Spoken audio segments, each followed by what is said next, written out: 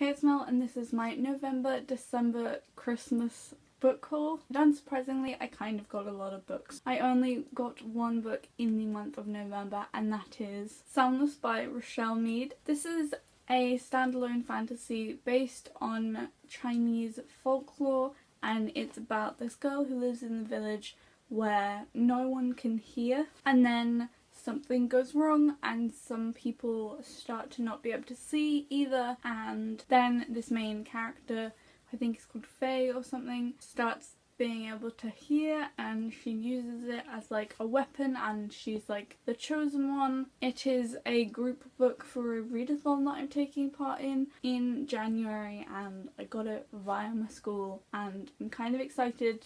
I'm kind of on the fence though, because a couple of people have said that it's not very good, but I didn't technically spend any money on it, so I'm not concerned if I don't necessarily like it. The next book I also got via my school and I am so excited about, and that is Harry Potter and the Philosopher's Stone, the illustrated edition.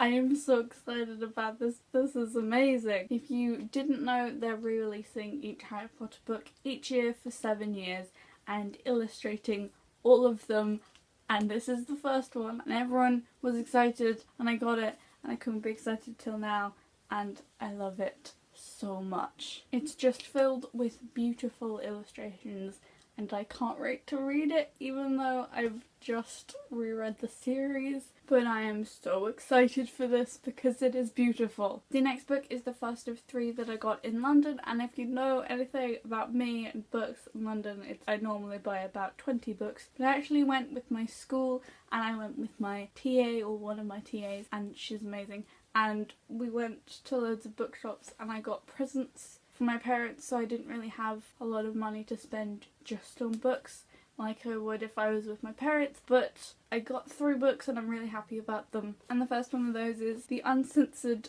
Picture of Dorian Gray by Oscar Wilde. I kept going on about how I really wanted to read this, but it turned out that we didn't actually own it, which is kind of unusual because our family own a lot of books, and I got the uncensored version because it was the first version that I found, and also it was the one that he wrote before the government got involved and started making him cut things out, because 27 is too many pictures of Dorian Gray, it has to be 17. And I actually own a considerable amount of classics, and this is one of the ones that I really want to get to. The next book that I got in London was The Book Thief by Marcus Zusak. This TA, not the TA I went around London with, but the other TA in my class loves this book like a lot, and I've been meaning to pick it up for a while because everyone talks about it, and I'm really into historical fiction at the while. You may not be able to get this from my book haul because it's kind of more fantasy,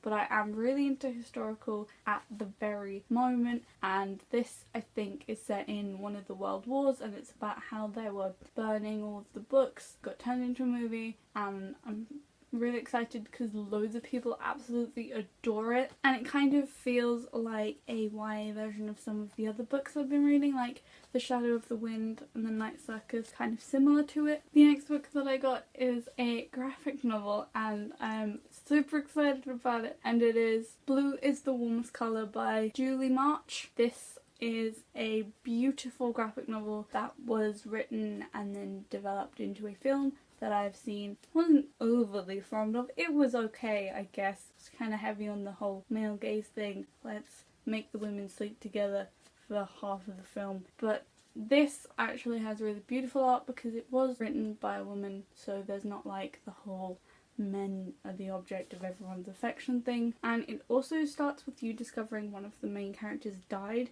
which is very different to the movie. I started reading this on the way back to London, but then that was because I wasn't allowed to bring the book that I was reading to London because it was one of the 2 biggest Harry Potter books, and they were like, no, you can't do that. So I'm really excited to read this. I'll probably read it in the first couple days of the month. And then the last 5 books that I have to show you are all my Christmas presents. The first of those being The Final Empire by Brandon Sanderson, Mistborn Book 1. This is a high fantasy series that I don't really know anything about apart from beautiful covers, and everyone loves it, and it's a big high fantasy thing. It's got over 600 pages, but I guess I can just get to it when I want to. Loads of people love Brandon Sanderson, and I know he has quite a lot of series. The next book I got from Book Depository on Christmas was The Name of the Wind by Patrick Rothfuss. Reagan from Peruse Project won't shut up about this book.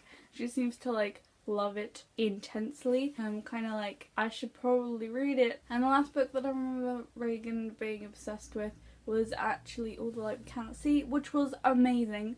This is basically a high fantasy that's a trilogy, and each book it's a day where this main character tells a part of his life, and this one is his childhood up to like university age, I think. So like he's narrating it all, and I think it's really going to be interesting. This is also quite a big fantasy book, so I may put it off for a while though. The next one I've actually really wanted for a while now, and it kind of is like similar to the book I was writing for NaNoWriMo. So I was like wanting to get inspiration, and then it came and it was in French for some reason. And although I took French for like 7 years, I cannot read a book in French because I've forgotten basically everything I've ever learned of French. And that is Hex Hall by Rachel Hawkins. This is about a girl who goes to a magic school, and that's what my book was about, but it's very different in all of the ways. So it's like this girl discovered she was a witch, and then she's at the school, and then stuff happens.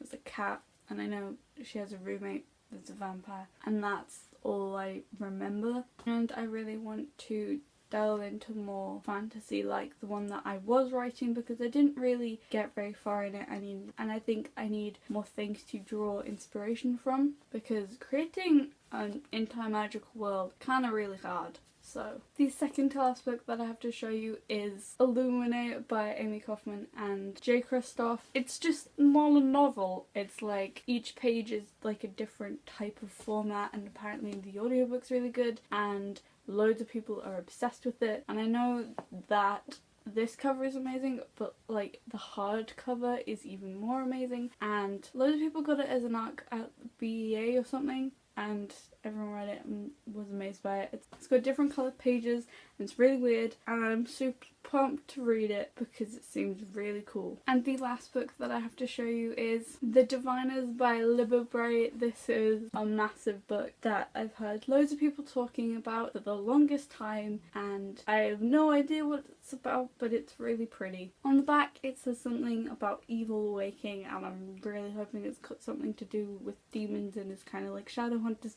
but it's probably not because I have no idea. From the back I also think that it's historical and in New York, but not that historical, more like the 50s or something. And I'm really hoping it's historical because that would be a lovely happy accident. I should probably know things about books before I buy them, but I'm not gonna do that, because why not just buy all of the books instead of buying the ones that you know about? So those were all of the books that I got in November, December and on Christmas. My teacher also got me the movie Submarine, which was pretty cool. I hope you enjoyed. Bye!